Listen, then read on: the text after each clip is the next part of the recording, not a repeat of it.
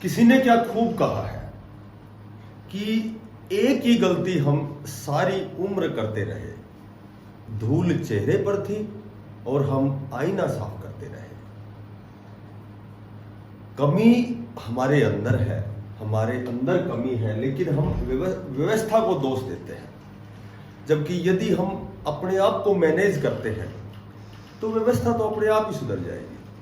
आज से हम हिंदी प्रारंभ करेंगे। हमारी HSSC की क्लास 44 क्लासेस खत्म हो चुकी हैं।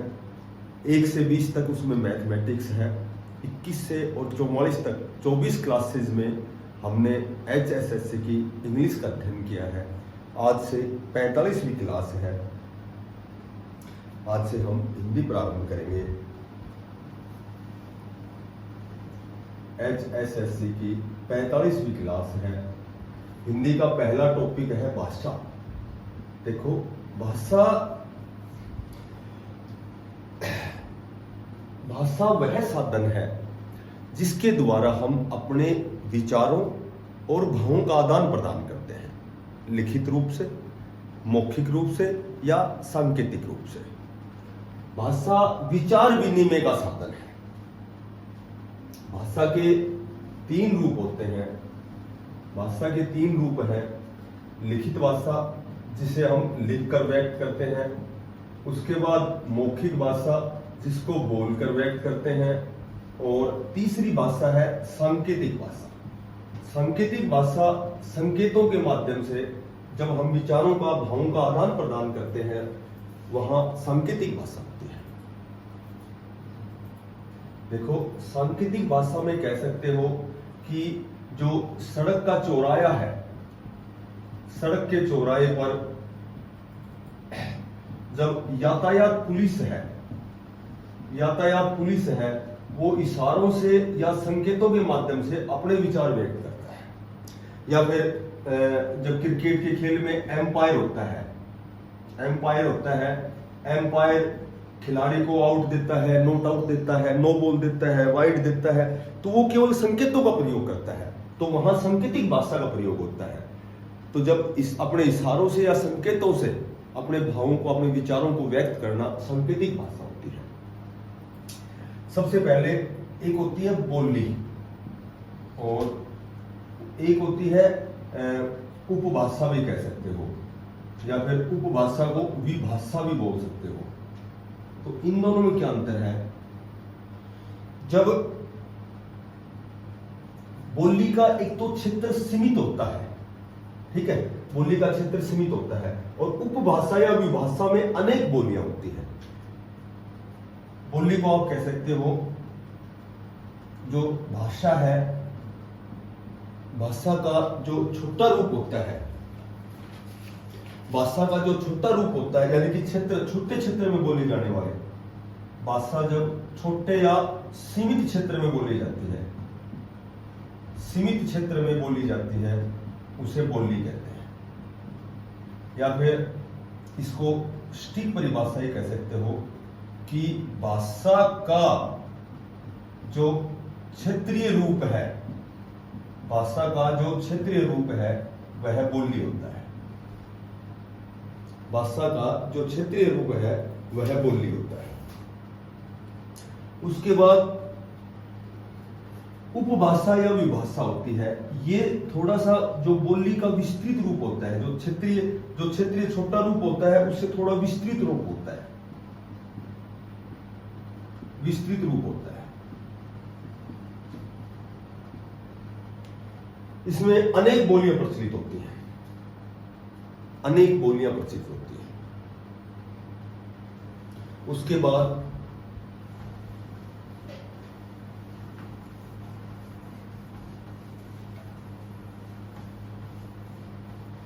एक इंपॉर्टेंट क्वेश्चन है कि भाषा के कितने अंग हैं, कितने अंगों से मिलकर भाषा बनती है? देखो, सबसे पहले कि ध्वनि, उसके बाद वर्ण, उसके बाद शब्द, उसके बाद वाक्य, और उसके बाद लिपि, यानी कि वाक्य के भाषा के 5 अंग होते हैं। भाषा के 5 अंग होते हैं। देखो ध्वनि क्या है? ध्वनि, एक तो जब भी क्वेश्चन पूछा जाए कि भाषा का माध्यम क्या है, मौखिक भाषा का माध्यम क्या है, किस माध्यम से भाषा का हम आदान प्रदान करते हैं, तो ध्वनि के माध्यम से। जो हमारे मुख से जो स्वतंत्र आवाज आती है, वह ध्वनि होती है। मौखिक भाषा में हमेशा ध्वनि का प्रयोग होता है। मौखिक भाषा का जो माध्यम है वह ध्वनि है। हमारे मुख से जो स्वतंत्र आवाज आती है उसे ध्वनि कहते हैं। मौखिक भाषा का माध्यम ध्वनि है। वह छोटी छोटी ध्वनि जिसके और टुकड़े न हो सके वर्ण कहलाते हैं। टोटल वर्ण हमारी हिंदी वर्णमाला में 52 वर्ण है, ठीक है, 52 वर्ण है। जैसे हमने पढ़े हैं 11 स्वर पढ़े हैं, 33 व्यंजन, 44 के बाद में क्ष, त्र, ग, श्र, ठीक है, 4 ये हो गए, 33 और 4 37। उसके बाद अयोगवा हो गए, जिनका योग न हो, जिनको न स्वर कहते हैं न व्यंजन कहते हैं, 2 ये हो गए अयोगवा। एक मानक वर्ण है ख, ज और फ। तो इस तरह देवनागरी लिपि में 48 वर्ण थे और वर्णों की संख्या फिलहाल वर्तमान में 52 वर्ण। फिर उसके बाद में ये हो गए क्या बोलते हैं ड और ढ, ड और ढ, 2 ये हो गए। तो इस तरह से ये 52 वर्ण होते हैं। वर्णों के सार्थक समूह को शब्द कहते हैं। राम, श्याम, कमल, मोहन, वर्णों के सार्थक समूह को शब्द कहते हैं। उसके बाद वाक्य, शब्दों के सार्थक समूह को वाक्य कहते हैं जिसमें वक्ता का भाव स्पष्ट हो जाए। शब्दों के सार्थक समूह को वाक्य कहते हैं जिसमें वक्ता का भाव स्पष्ट हो। उसके बाद लिपि, लिखने के ढंग को लिपि कहते हैं।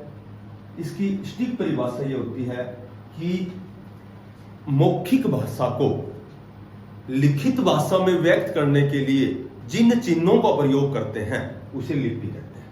जिन चिन्हों का प्रयोग करते हैं उन्हें लिपि कहते हैं। तो भाषा के 5 अंग होते हैं: ध्वनि, वर्ण, शब्द, वाक्य और लिपि। किसी भाषा के लिखने के ढंग को कह सकते हो या मौखिक भाषा को लिखित रूप में व्यक्त करने के लिए जिन चिन्हों का प्रयोग किया जाता है उन्हें लिपि कहते हैं।